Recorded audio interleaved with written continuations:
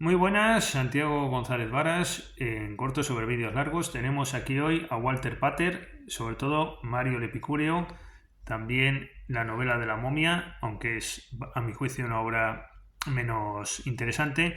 También he leído de Walter Pater El Renacimiento. Bueno, es un autor importante para este canal, diríamos que es uno de los imprescindibles, es un clásico, la mayoría conocerá a Walter Pater, pero quienes no hayan oído hablar de él, pues me alegro de introducirles en uno más de los estetas ingleses.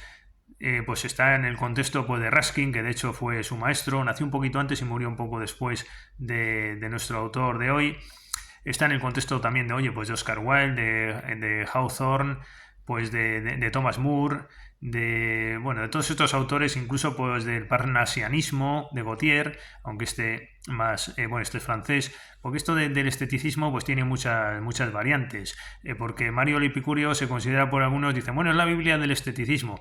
Bueno, la verdad es que cuando lo lees tiene pasajes en esta línea, pero no solo diría yo que es una obra de representativa del esteticismo, porque uno cuando lo aborda con cierta pasión, si te gusta todo esto de lo esteta, pues parece que quieres que el libro desde el comienzo hasta el final trate de esto, ¿no? Pero es que tampoco el Quijote trata solo del Quijote, ¿no? Ahí se entrecruzan muchas cosas y tampoco Huxley cuenta solo las reflexiones del salvaje, ¿no? De John, el salvaje. Bueno, pues aquí ocurre lo mismo, que el esteticismo aparece al final, diríamos, del libro y en un contexto interesante.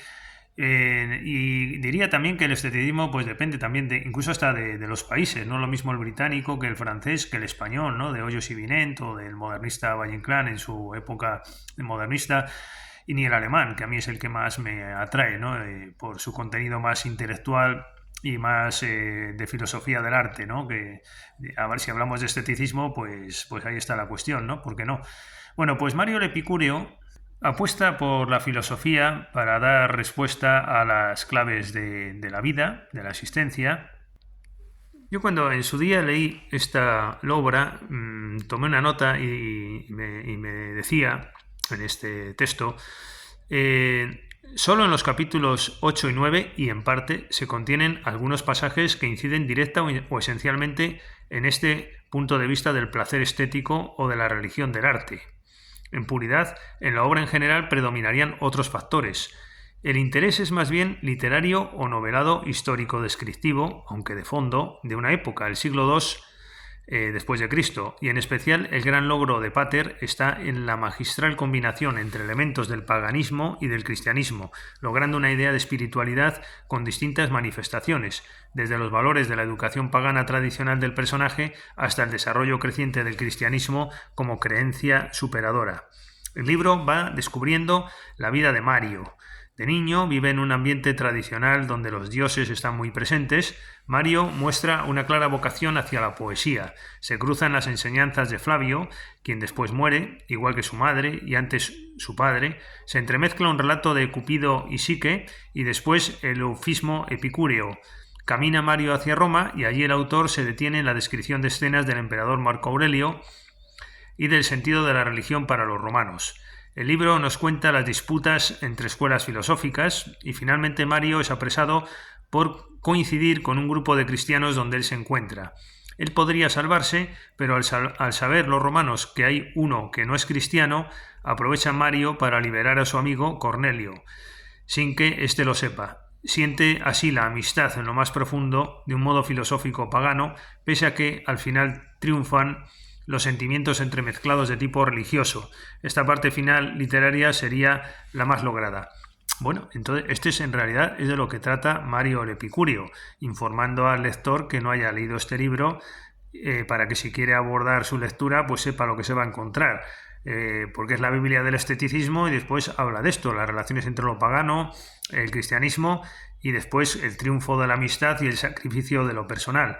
Pero en cuanto a la estética, en esos capítulos 8 y 9 hay en efecto algunas frases que interesan y además interesan mucho, ¿no?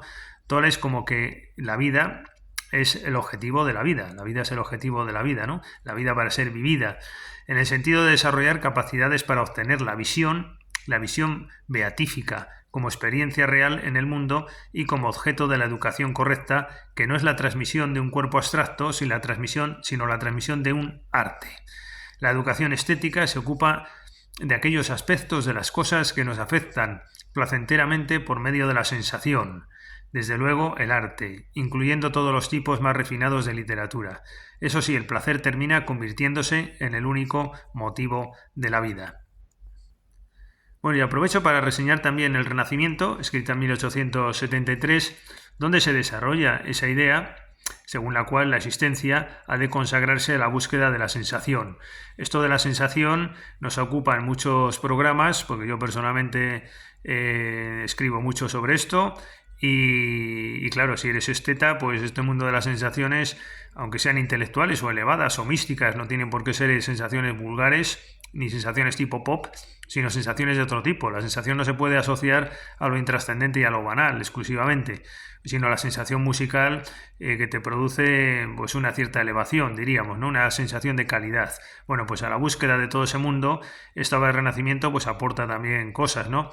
Se fija en las sensaciones que provoca la naturaleza, la sociedad o el arte, y no como otros escritores, el mismo Huysmans, ¿no? Que parece que las sensaciones solo pueden provenir del arte y no de la naturaleza, ¿no? Pues en efecto hay que, si eres hedonista, diríamos que tienes que procurar sacar el máximo provecho a los placeres y no solo los que vienen del arte, sino también de la naturaleza. Pater reivindica el arte de la diferenciación permanente de las sensaciones, la sensación y el goce que la misma genera. Y dice aquí un texto: una luminosidad súbita transforma una cosa trivial, una veleta, un molino, un arnero, el polvo sobre el paso de la puerta. Y esto tal vez dura solo un instante, pero guardamos el deseo de que ese instante pueda repetirse por casualidad. Y en efecto, esa sensación de este estilo, lo que queremos es que se reproduzca. Y llega un momento en que el esteta, en el sentido de lo que hace, está en esa experimentación de una misma sensación, con esa misma calidad, y que se repita, sea el objeto que la produzca, sea el que sea, tanto si es la naturaleza como si es una sinfonía o es lo que sea. Pero bien es cierto que las sensaciones que produce la música es difícil encontrarlas en otro lugar que no sea la música. El esteta le da igual que sea la música u otra cosa, lo que él quiere es esa sensación elevada, mística, de placer, ese hedonismo cultural. Pero en realidad, si viniera de cualquier otra cosa que no fuera la música, bien aceptado sería. Lo que pasa es que es verdad que la música es la que provoca mayormente todo ese mundo sensitivo, que es lo que realmente importa, ¿no?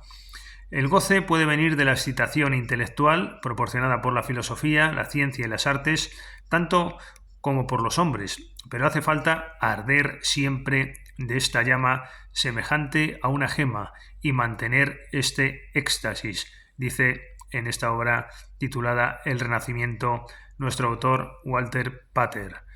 Bueno, es una obra pues hedonista y por tanto criticada por los que no tienen capacidad de entender todo esto, porque claro, las críticas generalmente vienen por los que no entienden.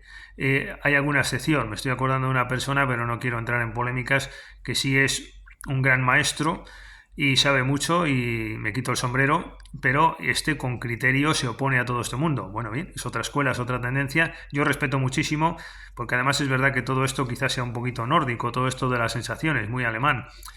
Pero, ¿qué vamos a hacer, amigos? A mí me da igual que sea alemán, que sea portugués. Mientras haya música que disfrutar, ahí está mi mundo. Y lo que querría el esteta, pues es que todo fuera como la música. Y lo que quieres es, cuando esta sensación musical te posee, pues es encontrar en la realidad sensaciones iguales a esas otras que te produce la música, y así la vida se convierte en un arte. Yo creo que es precisamente el interés de lo vital.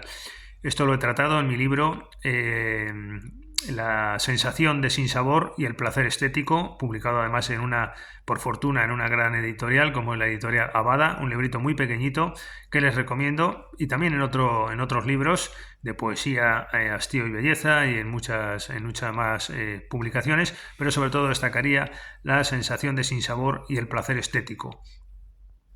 Bueno, en este contexto de autores que no comparten las tesis de Walter Pater, porque fue una persona criticada en su tiempo, en 1876 William Hurrell Mallock parodió a Pater en una sátira de intelectuales de la época, The New Republic, representándolo como un esteticista afeminado.